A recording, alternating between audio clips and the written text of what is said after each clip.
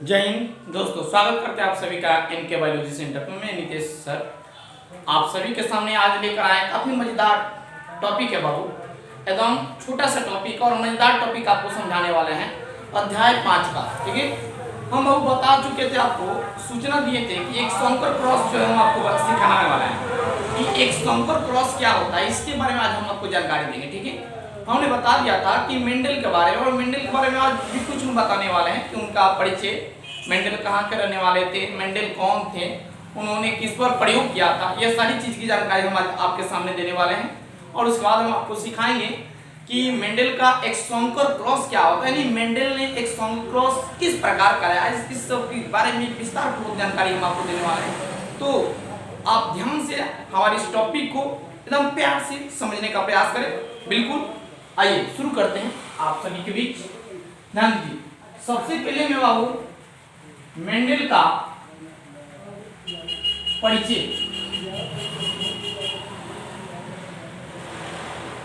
इसको introduction of Mendel's बोल लीजिए। आइए इसके बारे में आज हम आप लोगों को परिचय देते हैं। सबसे पहले चला जाए, ध्यान दीजिए, आनुवंशिकी, जिसको इंग्लिश में हम लोग जेनेटिक्स कहते हैं, जेनेटिक्स। तो अब ध्यान से देखा जाए, आनुवंशिकी के जनक कौन है। एग्जाम में पूछा जाता है कि आनुवंशिकी के फादर्स कौन है। तो आनुवंशिकी के फादर्स हैं मेंडल। कौन है? मेंडल। कौन है बाबू? आनुवंशिकी के फादर्स हैं मेंडल। और मेंडल का पूरा नाम क्या है? Gregor Johan Mendel. याद रखिएगा, मेंडल का पूरा नाम क्या है? Gregor Johan Mendel.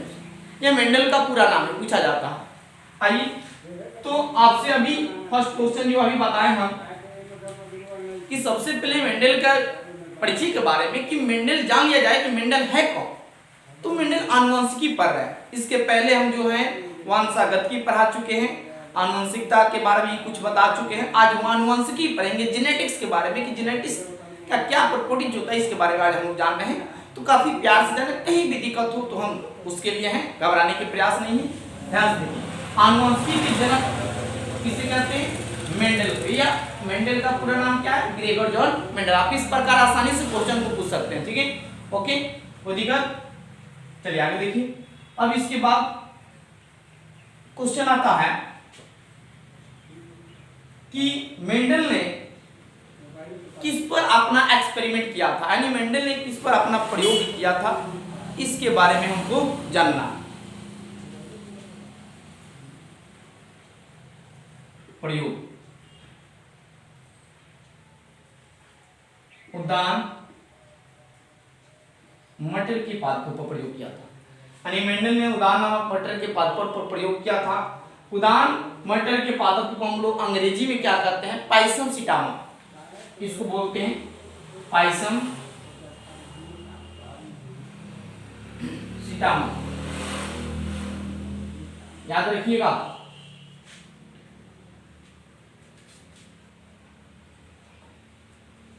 इसको हम लोग बोलते हैं, यानी मेंडल ने किस पर प्रयोग किया था? तो पाइसम सिटामक नामक मटर के पादपों पर इन्होंने अपना क्या किया था बाबू? प्रयोग किया था। कौन? मेंडल ने। याद रखिएगा, ये उदाहरण मटर के पादपों को प्रयोग किया था। अब इसके बाद पूछा जाता है कि कितने सालों तक किया था, कितने दिनों तक। अगर आपसे कोई क्वेश्चन पूछ दे तो आइए, इन्होंने अपना प्रयोग जो है, एक्सपेरिमेंट जो है, 7 साल तक किया था। कितने साल तक किया था? 7 साल तक इन्होंने अपना प्रयोग किया था। कब से कब? अगर कब से कब कोई पूछेगा तो बताइएगा 1856 से 1863 तक। ओके, यहाँ तक अपना प्रयोग किया था।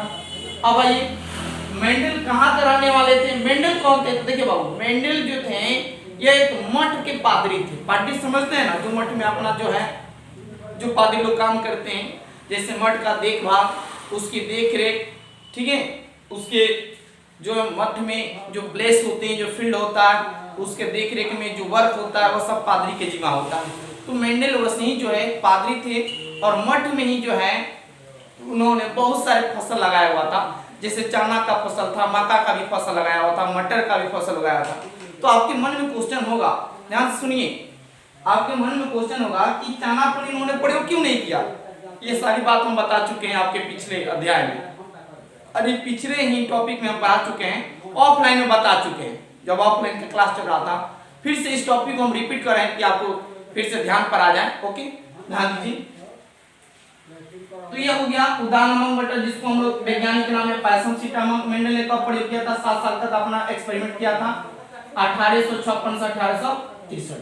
और इसके बाद जितना परिणाम आया, इन सभी परिणामों को इन्होंने एक्सपेरिमेंट इन प्लांट हाइब्रिडाइजेशन में क्या किया, यानी इस पत्रिका में इन्होंने इनके सारे जितने भी परिणाम इसमें सबको क्या किया, नोट किया कि इस एक्सपेरिमेंट में लिखा। बहुत सारे वैज्ञानिकों के इनके प्रयोग को समझने में बहुत सारी कठिनाइयां हो, बहुत सारे वैज्ञानिक तो इनके पत्रिका को पढ़ ही नहीं पाए क्योंकि काफी डिफिकल्ट था इनके प्रयोग को पढ़ना समझना। क्यों?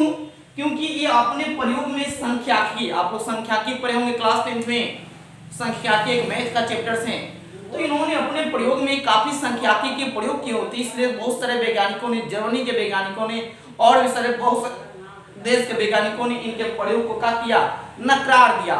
ठीक है, क्योंकि काफी डिफिकल्ट था, थोड़ा सा मैथमेटिकल फंडामेंटल था, इसलिए सभी बहुत सारे वैज्ञानिकों ने इनका प्रयोग को नकार दिया। लेकिन बहुत सारे कुछ समय बाद जब इनकी डेथ हो गई, तब कुछ वैज्ञानिकों को समझ में नहीं कि उनके जो प्रयोग है वह काफी फंडा था। इनके प्रयोग से बहुत सारे वैज्ञानिक जो है आगे फ्यूचर के वो सर्टिफाइड हुए, संतुष्ट हुए। आगे की तरफ देखा जाए, देखिए एक चीज हम आपको मिस कर रहे हैं बुलाना, यानी इनका जन्म कोई पूछ देना बाबू, ध्यान दें। इनका जन्म हुआ था, इधर ऊपर बता देते हैं, 22 जुलाई 1822।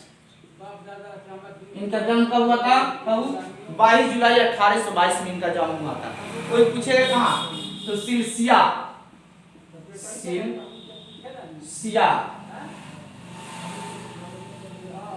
नामक ग्राम में, सिलसिया नामक ग्राम में हुआ था। सिलसिया नामक ग्राम कहाँ भाई? जर्मनी। क्या? जर्मनी। जर्मनी एक कंट्री है। इनका जन्म हुआ था वहीं पर 22 जुलाई 1822 ईस्वी में इनका जन्म हुआ था। ठीक है, कहाँ हुआ था ये सारी बात आपको जाननी आसानी से, कहाँ हुआ था तो बता दीजिएगा, जर्मनी में। ठीक है, आइए सबको मैं एक बार फिर से रिपीट कर देता हूँ, ध्यान से समझिए। आप किस तरह क्वेश्चन पूछेंगे? पहला क्वेश्चन पूछा जा सकता है, आनुवंशिकी के जनक क्या है? Who is the father of genetics? Who is the father of genetics, यानी आनुवंशिकी के जनक क्या? The father of genetics of Gregor John Mendel. ठीक है, या मेंडल आप कह सकते हैं। उसके बाद दूसरा क्वेश्चन कर सकते हैं कि मेंडल ने किस पादप पर आविष्कार किया था? तो उदान मटर की पादप पर, जिसका साइंटिस्ट नेम है पैसमसीटामम। ठीक है, आइए कितने दिनों तक प्रयोग किया था? 7 साल तक प्रयोग किया था। कब से कब किया था? तो आपका 1856 से 1863 ईस्वी तक किया था। ठीक है, इन प्रयोग के जो परिणाम आए उसको इन्होंने किस में नोट किया था? उसको इन्होंने एक्सपेरिमेंट इन प्लांट हाइब्रिडाइजेशन में नोट किया था। और इसके बाद की घटना क्या हुई? इसके बाद की घटना हुई कि इनके प्रयोग को बहुत सारे वैज्ञानिकों ने क्या किया? नकार दिया, समझ में नहीं आ पाया। इसका रीजन क्या था कि इन्होंने अपने प्रयोग में बहुत सारे मैथमेटिकल संख्यात्मक के प्रयोग किया गया था, इसलिए कुछ वैज्ञानिकों ने इनके प्रयोग को नकार दिया। इतना आपको समझ में आ गया? आइए एक संकर क्रॉस में चलते हैं। अब एक संकर क्रॉस की घटना क्या है इसको देख लिया जाए।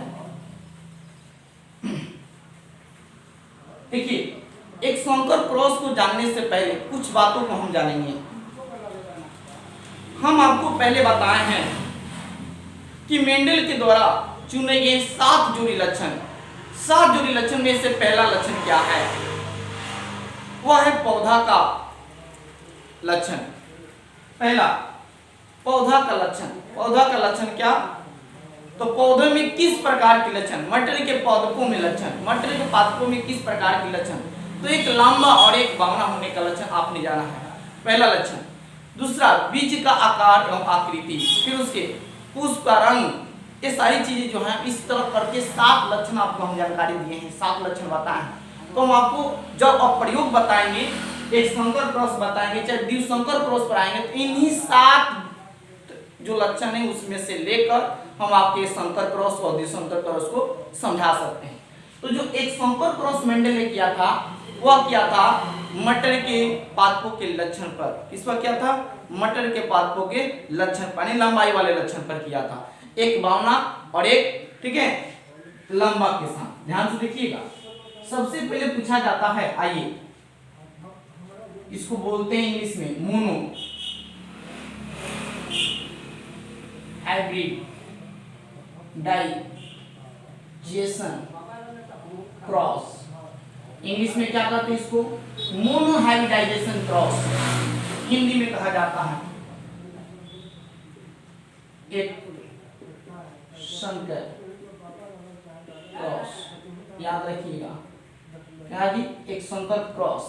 एक संकर क्रॉस किसका है? मेंडल का है। किसका है संकर क्रॉस बाबू? मेंडल का। अब एक संकर क्रॉस में मेंडल ने क्या किया? पहला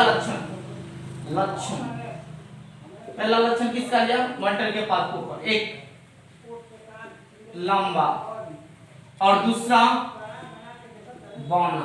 याद रखिएगा, लंबा को इंग्लिश में क्या कहते हैं बाबू? टॉल। इसको क्या कहते हैं? ड्रॉप। क्या कहते हैं? ड्रॉप।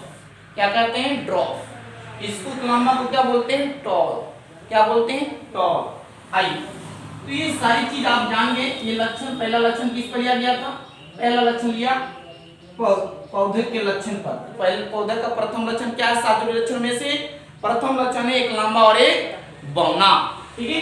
आइए, अब क्या ध्यान दीजिएगा, मेंडल ने कहा कि लंबा पौधा का जो, इसको इंग्लिश में हम टॉल कहते हैं, जो पहला लेटर से टी, इन्होंने कहा कि अब टी को क्या कहना दीजिए, ये जो पहला अक्षर लिखा गया है, जो पहला जीन इसका ले लिया और इस टी को लिया, इस टी को कहा जीन। क्या कहा? जीन। इसको जीन कहा। फिर आगे चलकर ये जीन शब्द को भूल गए। क्या कर गए? भूल गए। इस जीन शब्द को क्या कर गए जी? मेंडल साहब भूल गए। बाबू भूल गए, जिस तरह हम लोग भी भूल जाते हैं कुछ भी, उस तरह ये भूल गए। उसके बाद इसको क्या कहा? फैक्टर। फैक्टर कहा। क्या कहा? फैक्टर। भूल गए पर। फिर उसके बाद आप लोग सुने होंगे एलिट। क्या कहा? एलिट। इस तरह के नाम से इन्होंने ये सारी ये जो चीजों को प्रसिद्ध किया। आप जो देख रहे हैं, ये एक टी जो है, इसको मेंडल ने क्या किया? जीन कहा। अब फैक्टर इन्होंने कहा, तो फैक्टर में क्या कहा कि मेंडल जो भी जितने भी लक्षण वाले पौधे हैं वो सब फैक्टर में होते हैं। फैक्टर समझते हैं? 2 जोड़ा रूप में। आइए उसको समझते हैं। तो देखिए, मेंडल ने क्या किया कि इन्होंने बताया कि जो जीन होते हैं वो जोड़े में होते हैं। किसमें होते हैं? जोड़े में। ध्यान से देखिए, एक टी रहेगा तो इसको जीन कहेंगे, अभी बताया, और 2 टी रहेगा तो इसको क्या कहेंगे? अभी समझना।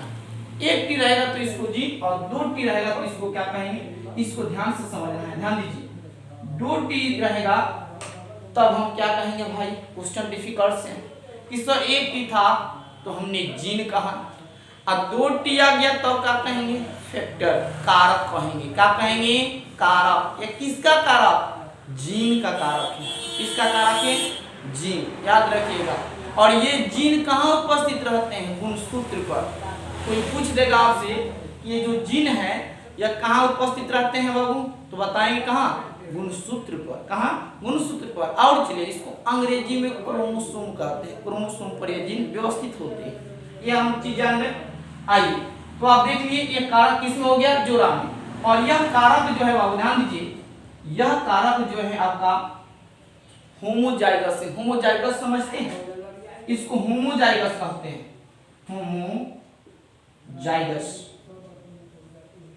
होमोजाइगस हिंदी में कहते हैं चला समयुग्मकी।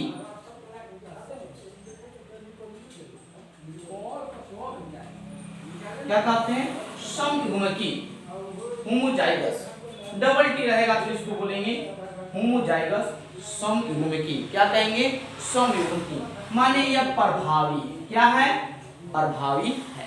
ओके, समान। समयुग्मकी इनका नाम क्यों पड़ा?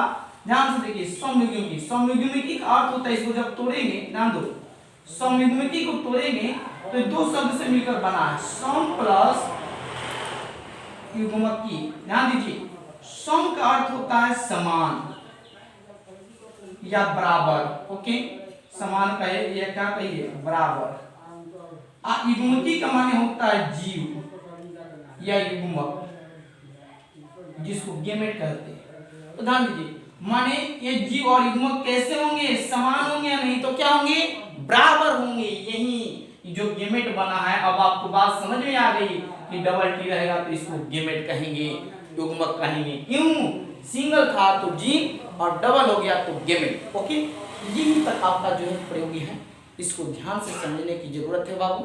कहीं दिक्कत हो तो हमसे पूछने की जरूरत है कि ये गुट्टी रहेगा बड़का तो उसको क्या कहेंगे, उसको ससुरा क्या कहते हैं, समझ में आ रहा है, उसको कहते हैं जीन। और दो गुट्टी रहेगा छोटी इधर देख, इधर ध्यान दो, इधर तको मधु, आप थोड़ा ध्यान दीजिए क्योंकि आप मुड़ी नीचे गाड़े रहते हैं, बार बार आपको समझाते हैं इधर तकने का, तो आप हमारी बातों को सुनने का नहीं, तो आप लगे आकर दो चार चटन गिराने का। ध्यान दो इधर, देखिए दो गोटी रहेगा तो बनी क्या कहेंगे, दो गोटी रहेगा ना बनी तो उसको गेमेट बोलिएगा। क्या बोल सकते हैं, क्यों गेमेट। और अभी जैसे पूछे इशारा नहीं सीधा करो, अगर एक टी रहेगा तो उसको हम एलील भी कह सकते हैं बाबू, जीन भी कह सकते हैं, ठीक है। और फैक्टर, तो फैक्टर एक शब्द है, वो जीन के बदौलत कहा गया है, मेंडल ने कहा है जीन को ही फैक्टर कहा, क्योंकि उनको वो भूल गए थे। कैसे आप लोग भी भूल जाते हैं, वैसे ही मेंडल के मन दिमाग से उड़ गया कि नहीं ये जीन इसको कहना चाहिए, फैक्टर कहा। क्या कहा, फैक्टर। आप बुक में पढ़ लीजिएगा, लूसेंट में चाहे एनसीईआरटी में के अवश्य दिया है फैक्टर, आप कहीं देख लीजिएगा। ओके, तो ये सारी चीज आपको समझ में आ गई, आपको समझ में आ गई युग्मकी क्या है, गेमेट क्या है। ओके, अब हम आपको एक संकर क्रॉस सिखाते हैं, ध्यान से समझिए। आइए चलिए, यह है एक संकर क्रॉस की प्रक्रिया को ध्यान से देखिए। एक संकर क्रॉस किसे कहते हैं, मेंडल ने एक मटर का लंबे पौधा का क्रॉस जब एक मटर के बौने पौधा के साथ कराया, तो कराने के बाद सारा के सारा जो गेमेट हुआ, गेमेट बना वो लंबा बना। क्या बना, लंबा।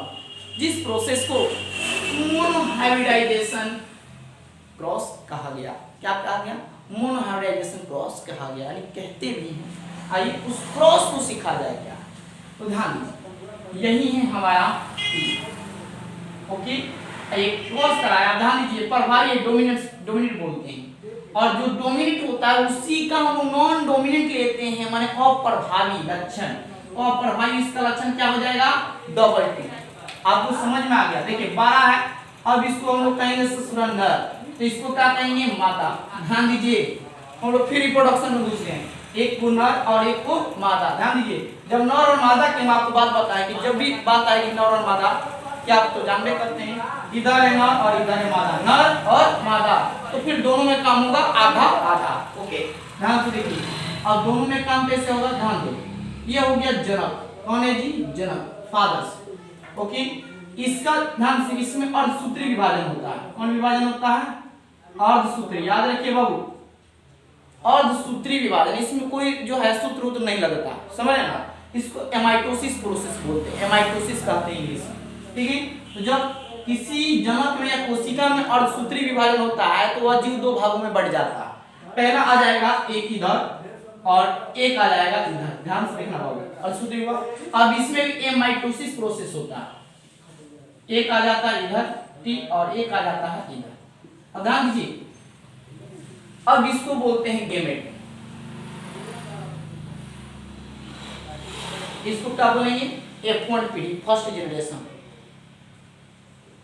F1, ठीक है। आइए अब युग्मक कैसे बनेगा यह चीज हम आपको सिखा रहे हैं, ध्यान से देखिए। अब एक 12 टी का क्रॉस जो है, इस टी का क्रॉस हम कराते हैं किससे, इससे। तो इस टी का क्रॉस कराएंगे, एक 12 तो एक छोटा बनेगा। पहला युग्मक क्या बना, एक बड़ा और एक छोटा। ध्यान दीजिएगा, समझ में आएगा, चित्र पर ध्यान दीजिए। फिर इसी का क्रॉस हम बाबू कराते हैं, फिर इसी वाले दूसरे पौधा से, तो एक बनेगा बड़ा और एक क्या बना, छोटा। फिर इसका क्रॉस जो है बाबू कराते हैं इससे, एक क्या बनेगा, एक बड़ा और एक छोटा। फिर इसी का क्रॉस हमने किससे करा दिया, इससे। ये क्या बना, एक बना हमारा बड़ा और एक क्या बना, छोटा। आपने देखा यह एक संकर क्रॉस यही है। अब सारे के सारे देखिए यह भी लंबा पौधा है, यह भी लंबा है, यह भी लंबा पौधा है, उन्होंने अभी आपको बताया यह भी लंबा पौधा है। एक चीज ध्यान से देखना बाबू, अगर इस तरह का आपको दिखाई देगा गेमेट तो लंबा होगा, क्या होगा, लंबा पौधा कहिएगा। ओके, अगर दोनों बाराटी दिखाई दे तो इसको बोलेंगे प्योर टॉल। क्या कहेंगे, प्योर टॉल। क्या कहेंगे, प्योर टॉल, यानी शुद्ध लंबा। क्या कहेंगे, शुद्ध लंबा। ओके, ध्यान दीजिएगा। अगर यही चीज आपको हॉरी ससुरा दोनों दे देते, दोनों नटुरा रहेगा तब क्या कहेंगे, दोनों बावना रहेगा तब क्या कहेंगे, दोनों ड्रॉप रहेगा तब इसको क्या कहेंगे, तो दोनों बावना रहेगा तो याद कर लीजिए, दोनों बावना रहता है तो इसको हम लोग बोलते हैं केवल अप्रभावी, नॉन डोमिनेट। इसको क्या बोलेंगे, नॉन डोमिनेट।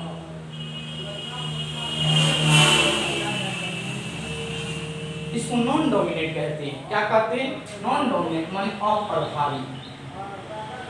ठीक है, माने कोई प्रभाव प्रदर्शित नहीं करे।